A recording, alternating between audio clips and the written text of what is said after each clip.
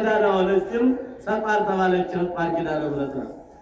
ይህንን አሳያቸው። እሺ ሌላ ምን ላሳያችሁ ትፈልጋላችሁ? እንግዲያውስ እውነት አምላክ እንደሆንክ ምናምንህ ከሸዋ ተነስተን ከአባይ ወንዝ በየበረሃው ስንመጣ መከራ በረሃብ ብዛት የሞቱ ወገኖቻችን አብዛኛዎቹ ናቸው። እኛ ጥቂቶቹ ነን። እነዛን በሕይወት አመተህ ቁጭ ካረካቸው አምላክ መሆንን እናምናለን። አይደለም በበረሃ የቀሩትን ሁሉ ብድንጋይ ባመተህ ቁጭ ከነሱ ጋር ምን ቸገረው? እማማ አርቦ አምጥቶ አይደል የፈጠረን? ምን ቸግሮት ነገስ ሊያስነሳን አይደል የተበታተነውን ሰውነታችንን አንስቶ ከዛ በኋላ ነው በቃ እንግዲህ ተቀመጡ አላቸውና ሰቋርን ማለት ተነስቶ ሄዳለው ሲል አብረን ካንተ ጋር ነው አብረን ካንተ ጋር ነው ሲል አብረን አንተ ተባለ። እቺ ኃጢአትና እህል እንዳይገባባት እባርካለሁ ወደፊት። በስመ አብ ወወልድ ወመንፈስ ቅዱስ አሐዱ አምላክ አሜን። ዘተወክፈ ኪያክሙ ኪያየ ተወክፈ የበየዓመቱ ርዕሴ በዓመት ማትቀየር ርዕስ ናት። ዘተወክፈ ኪያክሙ ኪያየ ተወክፈ እናንተን የተቀበለ እኔ አድርበታለሁ፣ እኔን ተቀበለ ማለት እኔ አድርበታለሁ። ወዘተወክፈ ኪያየ ተወክፎ ለዘፈነወኒ እኔን የተቀበለ ደግሞ አባቴን የባህሪ አባቴን አብን ተቀበለ ማለት እኔ ባደርኩበት አባቴ ያድርበታል፣ መንፈስ ቅዱስ ያድርበታል የሚል ነው። በማቴዎስ ወንጌል ምዕራፍ 10 ቁጥር 37 ጀምሮ የምናገኘው ኃይለ ቃል አሁን በእውነቱ መምህር መጋቤ ሐዲስ መምህር ዮሐንስ በሚገባ የሚገባቸውን የበላዮቻችንን ስለጠሩልን አስተካክለውም ስለጠሩት እኔ እንኳን እንደውም ማወቃቸውን ታላላቆች አንድ ሁለት በጠራ ነው እንጂ አላጠናሁትም፣ አበላሸዋለሁ። ሊቃውንተ ቤተ ክርስቲያን በቅድሚያ የገዳማትና የአድባራት አስተዳዳሪዎች፣ ከዛ ሊቃውንተ ቤተ ክርስቲያን፣ አይንተ እግዚአብሔር ካህናት አባቶቻችን፣ የእግዚአብሔር ቅርቦች ወንድሞች፣ ዲያቆናት፣ የዚህ ሁሉ ማዕከል የሆናችሁ የዚህ ሁሉ ተስፋዎች ምዕመናን፣ ወጣቶች፣ ሕፃናት ጭምር እንደምን አረፈዳችሁ? እንደምን አረፈዳችሁ? እንደምን ቆያችሁ? ዘተወክፈ ኪያክሙ ኪያየ ተወክፈ እናንተን የተቀበለ ልብ በሉልኝ። ትምህርት በየዓመቱ አስተምሬው አውቃለሁ። ማን እንደያዘው ግን እግዚአብሔር ይወቀው። ምዕመናን አሁን የመጣንበት የትምህርታችን ዓላማ አቡነ ሳሙኤል ዘዋልድባ ታላቁ ጻድቅ ስንት ዘመን በዋልድባ በረሃ እንደተጋደሉ ለእኔና ለእናንተ ቃል ኪዳን እንደተቀበሉ ገላቸውን እስኪፈጽሙ ድረስ አብሯቸው ተቆራኝቶ እስከ ገነት ሙተው ነፍሳቸው ከስጋቸው ተለይታ ወደ ገነት እስኪገቡ ድረስ ያልተለያቸው ገናናው መልአክ ቅዱስ ሚካኤል የእነዚህን ሁለቱን ክብር ለመግለጥ ነው። ዛሬ እነዚህን የተቀበለ አባ ሳሙኤልን ሚካኤልን የተቀበለ ማንን ተቀብሏል? ማንን የተቀበለ ነው? ገና እኮ ናቸው። እግዚአብሔርን ተቀበለ በሉት። ያለ ይኸውላችሁ ያልኳችሁ መጽሐፍ ቅዱስ ነው የምናገር። አሁን የመረጃ ዘመን ነው ምዕመናን። አሁን መጽሐፍ ቅዱስ ጠቅሰው ነው የሚያሰናክሉት ያለ መጽሐፍ ቅዱስ እየጠቀሱ ስለሆነ መጽሐፍ ቅዱስ የሚለውን ነው እኔ ደግሞ መነግራችሁ። አሁን የጠቀስኩላችሁን ያዙልኝ። የማቴዎስ ወንጌል ምዕራፍ 10 በምስቲ ቁጥር 37 ከዚች ጀምራችሁ ያዙልኝና ይሄ ቃል በቃ 3 ነገሮች ብቻ ነው የምነግራችሁ። ክርስቶስ በመንግስቱ ወንጌል ለቅዱሳን የተናገረላቸው። አሁን አመዛዝኑ። መናፍቃን ናቸው ከክርስቶስ ቃል የሚበልጡ ብለን እንውሰድ? እንዴት ሊሆን ነው? እኔ አሁንም አስረግጬ የምናገረው የመንግስቱ ወንጌል በወንጌለ መንግስቱ ላይ ያስተማረውን ነው የምናገር ያለው። አሁን ክርስቶስ ራሱ በወንጌል ለሐዋርያት ያስተማረውን ትምህርት ነው ማስቀመጥላችሁ ያለው። ስለዚህ ይሄን ቃል ነው ሐሰት ነው እያለው ክርስቶስ ነው ሐሰተኛ ወይስ መናፍቃን ናቸው ሐሰተኛ? ማነው ሐሰተኛ?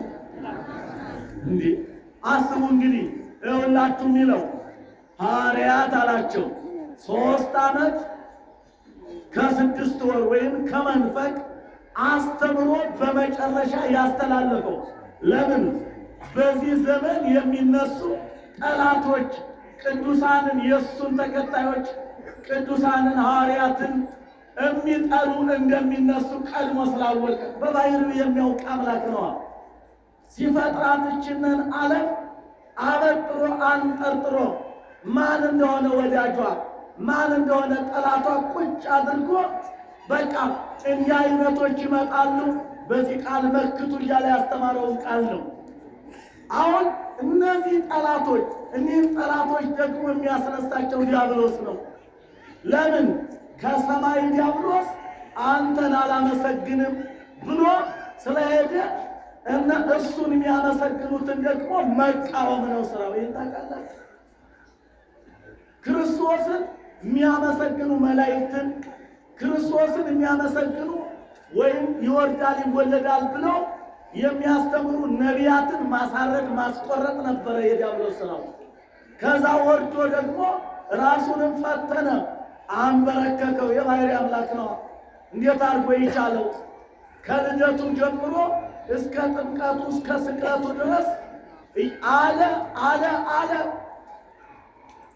ደከመ። መቼስ ዘመናት የማይሽሩትን አምላክ ማን ፍጡር ፍንክች ሊያደርገው ይችላል? ስለዚህ መጨረሻ ላይ ሲሸነፍ ደግሞ የእሱነን ስም ይዘው ዓለምን እስከ ዓለም ድረስ እስከ ዓለም ዳርቻ ድረስ ስሙን የሚያስተዋውቁትን ሐዋርያት ማስገደል ቃሉን ማስተባበል ነው የዲያብሎስ ስራ። ይህን ታውቃላችሁ? ስለዚህ እሱ ግን በመንግስቱ ወንጌለ መንግስት ያላት ዲያብሎስ እንደተሻረ ክርስቶስ እንደከበረ ሞተ ሥጋ ሞተ ነፍስ እንደጠፋ ትናገራለችና የመንግስቱ ወንጌል አላት። ስለዚህ በመንግስቱ ወንጌል ያስተማረው ቀጥታ ትምህርት ስሙና ተከተሉ ምዕመናን፣ ስሙና ክርስቶስ የሚላችሁን ይህን ሰምታችሁ ይሄን ነው ያለ፣ ስለዚህ የእናንተን አንሰማም አንቀበልም ብላችሁ መልስ ስጡ።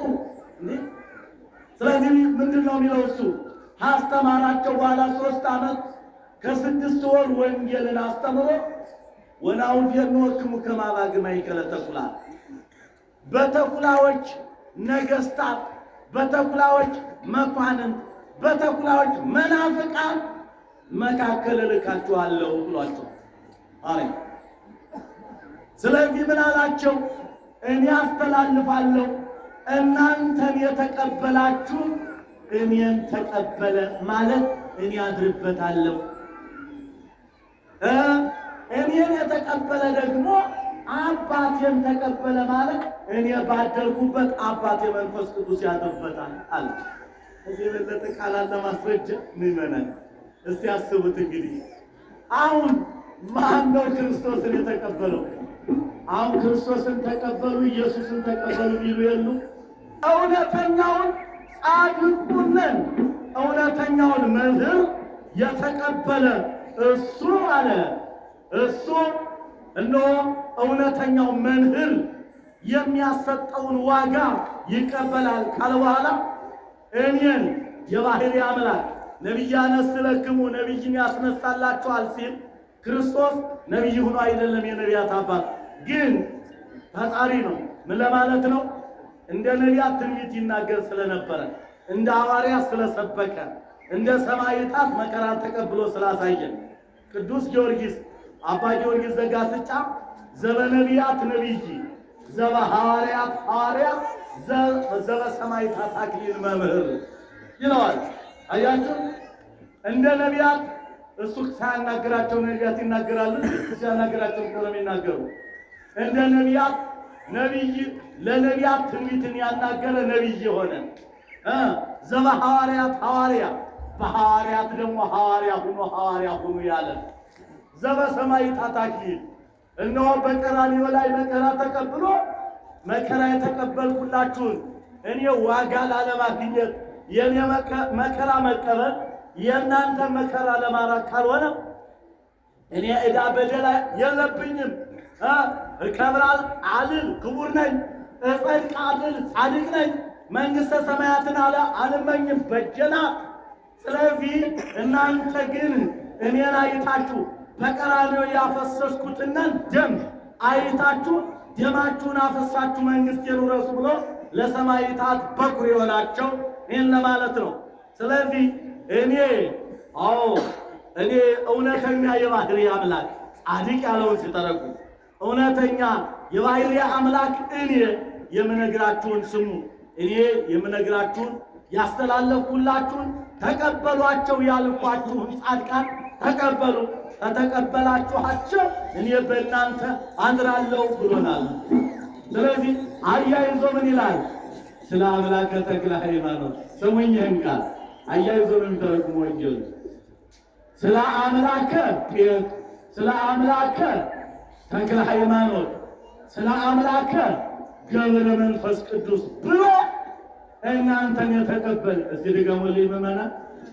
ስለ አምላከ ተክለ ሃይማኖት በሉ፣ ስለ አምላከ ገብረ መንፈስ ቅዱስ ብሎ የሰጠ እናንተ የተቀበላችሁ እኔ ለእናንተ መሰጣችሁን ዋጋውን የእናንተን ዋጋ እሱ ይወስዳል። ቁጭ ብላችሁ መውረስ አቤት መታደስ! አመስግኑ እግዚአብሔርን። አያይዞ ምን ይላል? ስለ አምላከ ጴጥሮስ ስለ አምላከ ዮሐንስ ብሎ እናንተን የተቀበላችሁ እውነት እላችኋለሁ የእናንተን ዋጋ እሱ ይወስዳል። ቁጭ ብለው ነስኩን የተባለ ቀጠለና ማርቆስ 9 ቁጥር 41 ላይ ምን ይላል? አማን እስመ እለ ክርስቶስ አንትሙ አላቸው። እስመ እለ ክርስቶስ አንትሙ ወዘአስተየክሙ ጽዋዐ ማይ ቆሬት አማን ለክሙ እያህጉል አስሮ። እናንተ ወዳጆች አለ በማርቆስ ሲያጠናክረው እንዲህ አላቸው፣ ወዳጆቼ ሐዋርያት በሄዳችሁበት ቦታ የክርስቶስ ናችሁ ብሎ ቀዝቃዛ ጽዋ ውሃ ብቻ እንኳን ያጠጣች አንዱን ሐዋርያ የተቀበሉት ይገርማቸው። ስለዚህ ቀዝቃዛ ውሃ ያላችሁ እውነት እውነት እላችኋለሁ ዋጋው መንግሥተ ሰማያትን ይወርሳል አለ። አያችሁ ይሄ ነው እንግዲህ በወንጌሉ የተጻፈው። በመጽሐፍ ቅዱስ ላይ እነሱ በሚዋሹበት መጽሐፍ ቅዱስ በመንግሥቱ ወንጌል እውነተኛው ሰማይና ምድር በቃሉ የቆመው አምላካችን ያስተማረው ትምህርት ይሄ ነው። ለቅዱሳን ምእመናን ወደ ሳሙኤል ታሪክ ልግባላችሁ። ሳሙኤል የተነሱት አባታችን እንግዲህ በአክሱም ነው የተነሱ። አጭር ነው ማድረግ። በአክሱም ተነሱ። አባታቸው እስጢፋኖስ፣ እህታቸው እናታቸው እህተ ማርያም የሚባሉ ደግ በአክሱም ተወለዱልን። በታላቂቱ ሀገራችን በትግራይ የቅዱሳን መገኛ በሆነችው በታላቋ በኢትዮጵያ መካከል አክሱም ጽዮን ባለችበት ቦታ ተወልደው ትምህርት ሲደርሱ ወይም ደግሞ እግዚአብሔር ሲጠራቸው ቀጥታ ዛሬ ደብረ አባይ ወደሚያስመሰክሩበት ቅዳሴ ምስክር ወደሚሰጥበት ወደዛ ቦታ ወርደው መጋደል ጀመሩ። ገሉን በልጅነታቸው ጀመሩ። ወደና አባ አድኃኒ የሚባሉ ጻድቃን እየቀረቡ ስራቸው ማገልገል መጋደል ነበር። ምግባቸው ይላል ምግባቸው ይላል ጎመን ነው ይላል። እንገርማቸዋል። ጎመኑ ደግሞ ዕለቱን የመጣ ጎመን አይደለም የሚበሉት፣ ተበላሽቶ ከተበላሸ በኋላ ከተላ በኋላ እንዳይጣፍጣቸው ይበሉት ነበር። ለዚህ የደረሱን ወርቅ ባልታሽ ልታማልጂ አይሆን እንደሱ የሚባል ነገር የለም። እናቴ አንጠዝያ ካደራሽ ዘለ አንተ መንግስተ ሰማያት ልታስገባን እንዴት አድርጎ ይሆናል? ቀልድ ነው አይሆንም። ስለዚህ ቅዱሳን አባቶቻችን ጎመን እንኳን ጎመን በጤና ይባላል። ጎመን በጤና ማለት እንግዲህ ስጋ በመከራ ስጋ ከመብላት በድህነት ጎመን በልቶ በሰላም ማደር ማለት ነው ትርጓሜ። ግን ጎመን በጤና ሲባል እሳቸው ግን ጎመን በጤና አልበሉም። ከተበላሸ በኋላ ነበር የሚመገቡ።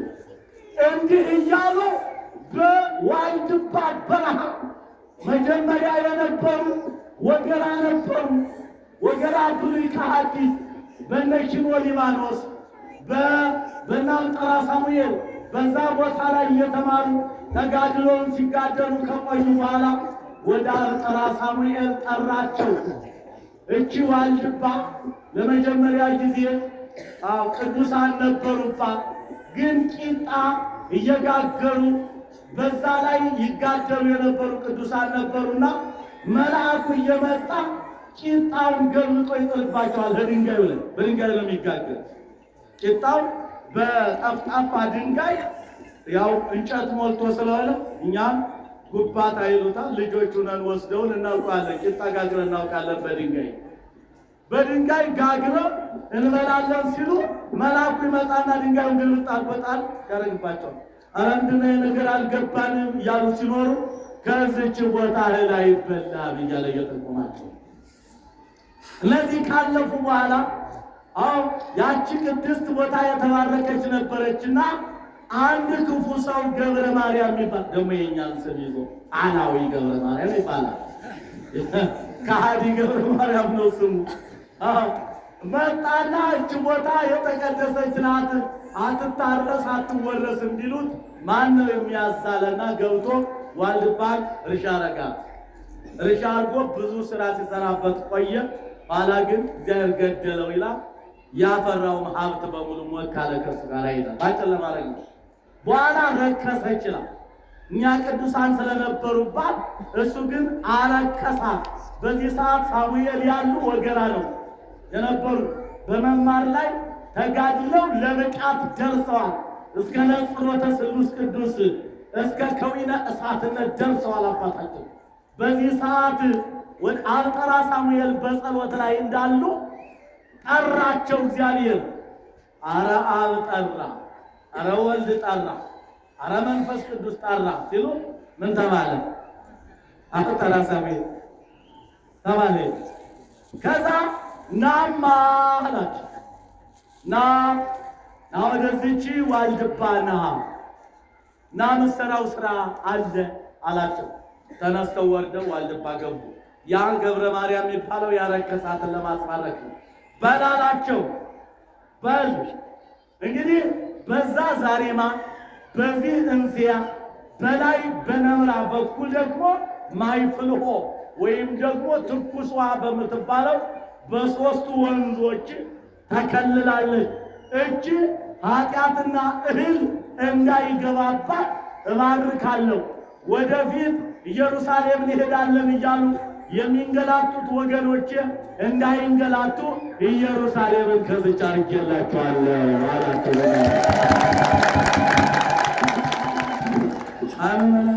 እኛ ከጸጋችን እንኳን እናውቀው። እንዲያው ምዕመናን ነገር ልንገራችሁ። ምናልባት በሞቴ የገጠማችሁ እንደሆነ አደራችሁን ተረባርባችሁ ዋልድባ ገቶስ እሺ። ዋልድባችሁን አናውቃትም፣ እኛ አናውቃትም። ለምን? ዋልድባ ማለት ሁለተኛ ኢየሩሳሌም ማለት ነው። ሰው እንዳይደክም ኢትዮጵያ ላይ ኢየሩሳሌም አስቀመጠ። ከዛ በፊት ግን እንግዲህ ይህ ከሆነ በኋላ ማለት ነው። ከዛ በፊት አንድ ታሪክ ተሰርቶባታል። ሳሙኤል አስባርከዋታል ብያለሁ። ከዛ በፊት ግን እሳቸው ከማስባረካቸው በፊት ግን አንድ ታሪክ ሰርቷል። የተደረገው መቼም በየዓመቱ ተርካለሁ። ማን ነው ግን ፈተና ወጥቶ አንድ ቀን የሚሸልመው ተማሪ ያለ ስለዋልባ ስንት ጊዜ የተረፍኩ ለዚህ ወጣ 4 ጊዜ አንድ 4-5 ጊዜ እግዚአብሔር ተመሰገነ። አንድ ዓመት ብቻ ነው እስር ቤት ያደርኩ ነው ስለዚህ አንድ 3 ዓመት ይሆናል 4 ዓመት አስተምር ያለ መቼም ይመስለኝ ማጣት በጣም ጥሩ። እንግዲህ አምላከ ሳሙኤል ከኛ ጋር ይሁን እና ከዛ በፊት እንዳሁን ውሸት አልነበረም እና አሁን ውሸት አበት አቤት እግዚኦ ሰለቸነ ምድሪቱ በውሸት ሰለቸች። ውሸታሙ ዲያብሎስ እየመራት ስለሆነ ማለት ነው። ስለዚህ ድሮ እውነት ነው፣ ባይታዊዎቹም እውነተኞች ናቸው። እውነት ነው የሚናገሩ በሐሰብ ገንዘብ ለመሰብሰብ በሐሰብ ስራ ለመስራት የሚነሳ ባይታዊ አለ። በነገራችን ላይ ይቅርታ አድርጉልኝ፣ ሰው ሲበቃ ወደ ከተማ ይመጣል። ስለ ባይታዊውን ብትጠይቁኝ ተንትኜ ነግራችሁ ነበር፣ ጊዜ የለኝም። ሰው ሲበቃ የበለጠ ይሸሻል እንጂ ከሰው ጋር ከገዳሙ ላይ እያለሁ ይህን ያህል በረከት ካገኘሁማ ከሰው ተለይቼ የበለጠ ልብቃ ብሎ ይሄዳል እንጂ ሰው ሲበቃ ከተማ እንደማይመጣ አረጋግጣለሁ። ስለዚህ ውሸት እየሆነ ነው። ድሮ እንዲህ አልነበረም። ባጭሩ በሸዋ ወይም ቡልጋ ቅዱስ ሀገር አቡነ ተክለ ሃይማኖት የነ ክርስቶስ ሰምራ አገራቸው አንቺ ቅድስቲቱ ሸዋ አባይ ማዶ ያለችው ያቺ ቅድስት ሀገር ያው ቅድስት የተባለችው በእነ አቡነ ተክለ ሃይማኖት ቡራኬ በረከት ስለተባረከች ነው ማለት ነው። ስለዚህ በዛ ቦታ ደጋግ ሰዎች ነበሩ። ሊቃውንቱ ማህሌቱን ሲያደምቁት በጣም በተመስጦ የቅዳሴውን ሰዓት አሳለፉት። በዚህ ሰዓት ከእግዚአብሔር የታዘዘ ባሕታዊ ግሁስ ባሕታዊው ምስጋናችሁ መልካም ነበረ፣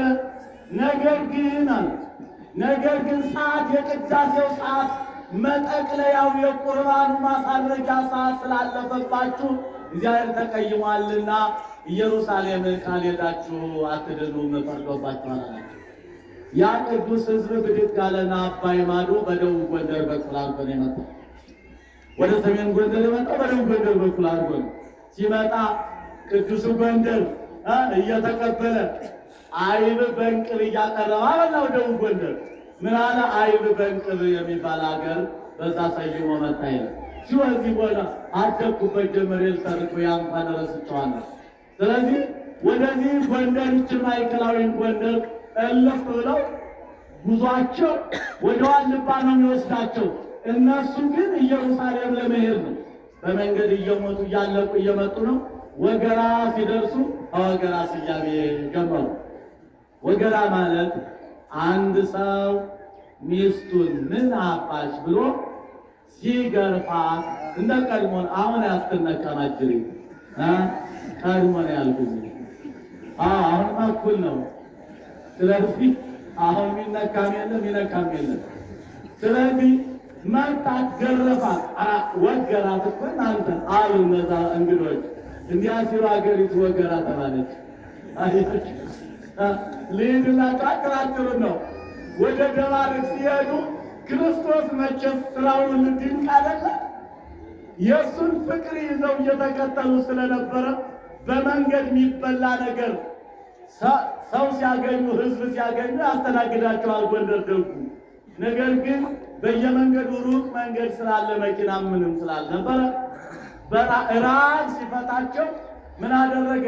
ጭብጥ ሽምብራ ባረከና እችን እየበላችሁ እንዳታልቅ አዝዣታለሁ፣ እስከፈለጋችሁበት ቦታ ድረሱ አለና ጭብጥ ሽምብራ ሰጣቸው። አታልቅም፣ ቢበሏት አታልቅም። የማያልቅ በረከት ይስጣችሁ ወንድም። ከዛ አንድ ጊዜ እሱ ጌታችን አንድ የቀይ ሰው ይመስላቸዋል፣ አንድ ጊዜ ደግሞ ድምን፣ አንድ ጊዜ ጠቆር፣ አንድ ጊዜ ብርቅርቅ እያለ መልኩን እያቀያየረ አሁን ይታያቸው ስለነበረ ጌታ ከወገራ ውስጥ እያለ ጠይም መስሏቸው ነበረ። ደባርቅ ሲደርሱ መልኩ ብርቅርቅ አለባቸውና ትናንትና ጠይም ሰው ነው ብለን ነበር። አሁን ግን መልኩ ብርቅርቅ አለብን ሲባል ደባረቅ እየት ከዛ ወረጃንና ደግሞ ድብ ባህር ምትባል ከተማ አለች። ድብ ባህር ትባላለች። አሁን ትንሽ አማካሪ ከተማ ናት፣ ገደልም አፋፍም ስለሆነ ከዛ ሲደርሱ ደግሞ ድብ ያለ መልክ ወይም ጠየም ያለ መልክ አሳያቸው። እንዴ ትናንትና ብርቅርቅ ብሎችን ዛሬስ ድብ አለብን። ድብ ባህር ተባለ። ከዛ ደግሞ መልሶ ወዴት ወረደ? ዛሬማ የሚባል ወንዝ አለ። ይገርማቸዋል። ከተማ ማለች ትንሽ ናት ከተማይቱ። ዛሬማ ሲደርስ ደግሞ ሌላ መልክ ሆነ ታያቸው። ትናንትና ድብ ያለው ዛሬማ ለየት አለ አሉ። ደግሞ ዛሬማ ተባለቻችሁ እያለ ወዴት ሄደ መሰላችሁ? ሰቋራ ልባ ታውቃላችሁ? ገዳሚቱ ሰቋራ ልባ ምትባል ሶስተኛይቱ ኪዳነ ምሕረት እቺ ሰቋሮች ያሉባት ታላቂቱ ቦታ ማለት ነው። እሷ ሲደርስ ወዴት ነው የምትሄዱት ግን ይህን ሁሉ የምትደክሙ አላቸው። ጠየቃቸው። እኛማ ባይታዊው እንደነገረን ኢየሩሳሌም ካልሄዳችሁ አትጸድቁም ስላለን ወደ ኢየሩሳሌም ነው የምንሄድ አሉ። ኢየሩሳሌም ሩቅ ነው እኮ አትደርሱም ፍጹም። ስለዚህ እናሳ ምንድን ነው የምትል? እዚህ ኢየሩሳሌም ባደርግላችሁ ለምን አትቀመጡም አላቸው። እንዴ አንተ ማን ሆነህ አሉ። እኔ እኮ እግዚአብሔር ነኝ አናምንም አሉ። ዛሬ ኢየሱስ ነኝ ብሎ አንዱ ብድግ ካለ ተከትሎ ብር ካለው መከተል ማለት ነው። እኮ ነው ብር እየዘራ ከሄደ ነው በቃ ሰው መሆኑን እያዩ አይ ልክ ነው ሰው መሆኑን እናውቃለን፣ ግን ለበሊቱ እየተከተለ ነው። ያን ጊዜ የለም አይሆንም አንተን አናምንም እና የምታምኑኝ ምን ላደርግላችሁ ነው አለ። ተአምራት አሳየን። ምን ተአምራት ላሳያችሁ? እስኪ አንድ ተአምራት አንተ የምታሳየን ነገር አሳየን እስኪ እንይላሉ። በሉ እስኪ ዋለና አሁን በዘንግ ገደል አይነደልም ወይም አይወጋም። ሲያን ነገር ላሳያችሁ አለና ሰቋን ቀዳዳም ባምትባላለች ዘንጉን ሽው ቢያደርጋት ጧ አርጎ ከፈታል። አረ ሰቋራት አሉ። አረ ሰቋራት በሳት ወይም ደግሞ ቀዳዳ ሆነች ሲሉ ሰቋር ተባለች። ቋር ኪዳነ ምሕረት ነው። ይህንን አሳያቸው። እሺ ሌላ ምን ላሳያችሁ ትፈልጋላችሁ? እንግዲያውስ እውነት አምላክ እንደሆንክ የምናምንህ ከሸዋ ተነስተን ከአባይ ወንዝ ማዶ ተሻግረን ስንመጣ ምዕመናነ ጎንደር ስናገኛቸው በየቦታው ያበሉን ያጠጡን ነበረ። ነገር ግን በየበረሃው ስንመጣ መከራ በረሃብ ብዛት የሞቱ ወገኖቻችን አብዛኛዎቹ ናቸው፣ እኛ ጥቂቶቹ ነን። እነዛን በሕይወት አመተቆች ካረካቸው አምላክ መሆንን እናምናለን። አይደለም አባራ የቀሩትን ሁሉ ብድንጋይ ባመተቆች ከነሱ ጋር ምን ቸገረው? እማማ አልሞ አምጥቶ አይደል የፈጠረን? ምን ቸግሮት ነገስ ሊያስነሳን አይደል የተበታተነውን ሰውነታችን አንስቶ። ከዛ በኋላ ነው በቃ እንግዲህ ተቀመጡ አላቸውና ሰቋርንም ባረከ። ተሻግሮ ማረፊያውን አብረታንት አደረገ። አብረታንት አድርጎ ከዛ በእህሉ ተቀመጡ። መንኑ እኔ በቀራንዮ ላይ የተቀበልኩትን መከራ ያላስባችሁ አስኬማ አድርጉ አላቸው። እኔ የተቀበልኩትን አስኬማ፣ እኔ የተቀበልኩት በሽቦ ነው በብረት ነው። እናንተ ግን ስለማትችሉ በሰሌን ይሆንላችኋል። አሁን ነው ምን ሆነ? ለነጅድ አርትም ይላል። እስንዲያ ይየለተው ምናና እንዳይሰሙ ለነጅድ አርት ህውረም ሲሆኑ ይላል። ስለዚህ ሌላ ሆኗል፣ ከኔ ይጀምራል። ስለዚህ ወገኖች ከዛ የድንጋይ ቆጥ አዘጋጅቶ መቁጠሪያ 41 በ41 የአዳም ሱባኤ አምሳል አድርጎ በሉ ከዚህ ተቀመጡ፣ ዮርዳኖስ ከኢየሩሳሌም ወደ አብረታንት ትመጣላችኋለች፣ እዚህ ተቀመጡ አላቸው። አብረታንት የተሰየመው ያን ጊዜ ነው። ብድግ ሲሉ ግማሾቹን ሰወራቸው ይላል። ክፍል አደረገና ውስጥ ሆነው ለኢትዮጵያ ሕዝብ እንዲጸልዩ ድብቅ አደረጋቸው። ግማሾቹን ውጭ አደረጋቸው። ከዛ በኋላ ተነስቶ ይሄዳለው ሲል ኧረ አብረን ካንተ ጋር ነው፣ ኧረ አንተም ካንተ ጋር ነው ሲሉ አብረታንት ተባለ። አብረታንት ማለት አብረን ካንተ ጋር እንሄዳለን ስላሉ ነው። ከዛ ውስጥ ላሉት ምን መጣላቸው? ዋሊ ድባ ዋልድባ የተባለው ኋላ ነው። ዋሊ ድባ ነው።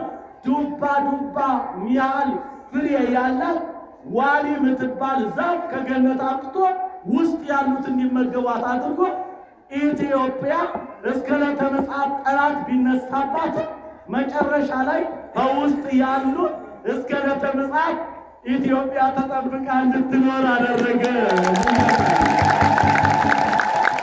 ከዛ በኋላ እሱም ተነስቶ ሄደ፣ ባረከ። አቡነ ሳሙኤል ታላቁ አባት በዚህ ቦታ ተቀምጠው አናብስቱ ከአናብርቱ ጋር በኋላ መጥተው አስባርከው እንግዲህ አለ እንግዲህ እችንን እህልና ኃጢአት እንዳይገባብሽ ብያታለሁ ብሎ እንደ መስዋዕት ከራሳቸው ላይ አድርገው አስባርከው እስከ ዕለተ ምጽአት የሰው ልጅ እዛችሁ ውስጥ ኃጢአትና እህል እንዳይገባባት ሰው ዋልድባ እያለን እኮ ምዕመናን ልንገራችሁ፣ ጽድቃችሁ ከጓሯችሁ አለ። አሁን ተአምረ ማርያም ተነቡ አይባረክም ማለት ነው። ማን ስለባረከው? ክርስቶስ ስለባረከ። ከክርስቶስ በላይ ቆሞስ ጳጳስ የለም ብለው ጳጳስ ቤት ብፁዕ ቅዱስ አቡነ ጳውሎስ ተአምረ ማርያም ሲነበብ አልባረኩም። አትባረክም። ለምን? ማን ስለባረከ? ክርስቶስ ስለባረከ። ስለዚህ እቺ ቦታ የአቡነ ሳሙኤል ቦታ ናት። አቡነ ሳሙኤል ከዚህ ሆነው ወደ ሰማይ እየሄዱ 12 ዓመት ከሱራፌል ጋር አጥነው በዛሬው ዕለት ስምህን የጠራ መታሰቢያህን ያደረገ ስለ አምላከ ሳሙኤል ያለ ሁሉ ላንተ ይሁንልህ ተብላችኋል። በስብሐት ለእግዚአብሔር ወለወላዲቱ ድንግል ወለመስቀሉ ክቡር